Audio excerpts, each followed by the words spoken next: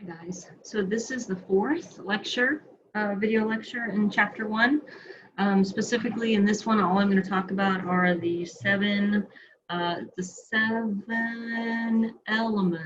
of the lifespan development framework.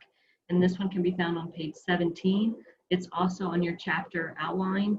So it's the very last box. This is likely to end up, or at least some of them are likely to end up on a quiz, where I might ask you to, describe two or describe a couple of them. Hopefully some of them sound familiar. Hopefully I've already talked about them, but I'm just going to run through them real quickly. So the first aspect of the framework is that development is lifelong. And this is another way of saying that you're never done developing, right? Until you're dead. And even this notion that we are socialized or we are prepared into our death process. Development is multidimensional. This is just another way of saying we have those three domains: the physical, the cognitive, and the socio-psychological.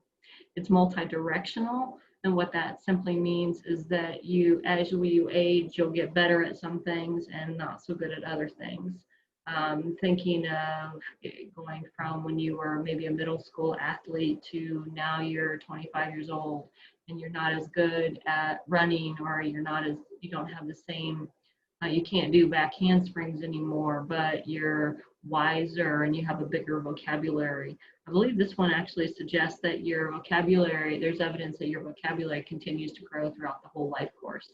You might be, as you get older, less willing, or you struggle more with learning new technology. Like I watch my daughter and she's very intuitive, but my mother struggles with new technology, but she has a wisdom that my 20-year-old doesn't have, right? So you get better at some things and not so good at other things. I like to think of it that you never lose anything, you just shift your resources. And then number 4, relative influence of biology and culture. And what this means is, this one speaks to the idea of the critical period. It's the notion that early, like when you're an infant, you need adequate nutrition. It is absolutely essential that you get enough fatty acids in your diet so that your brain can develop. But when you're, 16 and 17, your nutritional input, while it's still really important, is not so critical to your brain development because your brain has already developed, right? And in that point, when you're 15 and 16, your culture may have more of an influence on your development, say, than it did when you were an infant. On the other hand, when you're an infant, you really need interaction because it's through responsive adults that you learn how to trust. And you learn if you're going to bond, right? And if you don't learn to bond, then you're not going to have healthy adult relationships. So it's this notion that at different stages in the life course, again, because of the critical period that we talked about very briefly in the last video lecture, those different inputs are relatively more or less important. Number 5 is similar, and this one suggests that as you come of age, as you move through the life course, you may spend more of your resources, and what is meant by resources is literally like your economic resources, your emotional resources, your physical energy, on different things. And so if you become sick, you're going to use a lot of your physical resources to recover, to not be sick anymore. If you're not sick, then those physical resources then will be used to grow. Or if you are at a stage of the life course where you have small children at home, you're trying to take some college classes, maybe you're financially struggling, you may not be expending your emotional resources in making friendships because all of your resources are invested in your kids, right? I mean, so I don't quite have an empty nest, but I don't have to spend an enormous amount of my emotional resources anymore taking care of small children. So that means I can shift my resource allocation and theoretically my money to things that I want to do for me. Or, you'll hear people talk about shifting, that they start focusing on their marriage when their children leave. That's what that means, resource allocation, that those things change, and this is perfectly normal.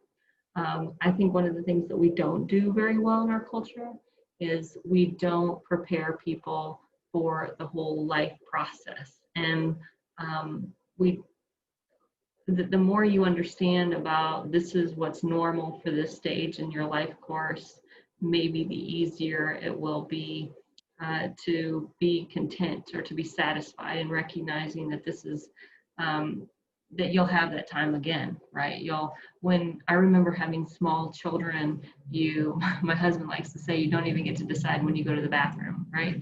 But it's just constant, like you're constantly doing something for other people.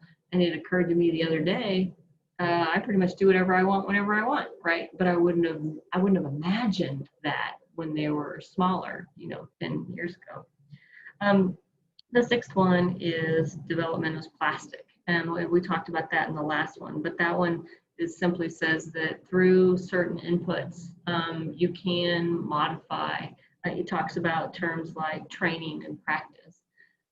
Plasticity, you can't completely heal something that's broken, but you can improve the outcome, right? My mother's partner when he had a stroke, the doctors told him to read because the brain is plastic and he could get some rebound. He could get some of that back.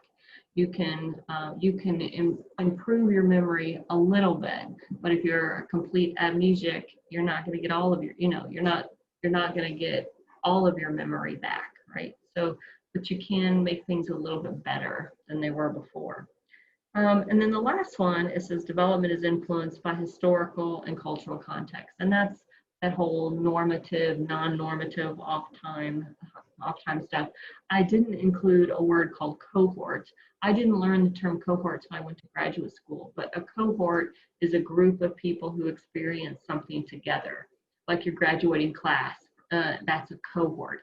Or if you're in the nursing program or going to be in the nursing program, that's a cohort of students.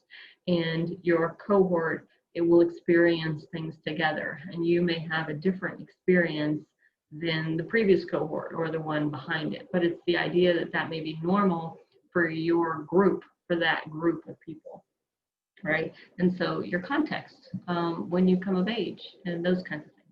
And that, my friends, wraps up chapter 1. So look for your discussion posts that go along with these chapters, with these lecture slides. And the next time you see me, we'll be talking about the chapter on theory. And theory is tons of fun. I hope you like these.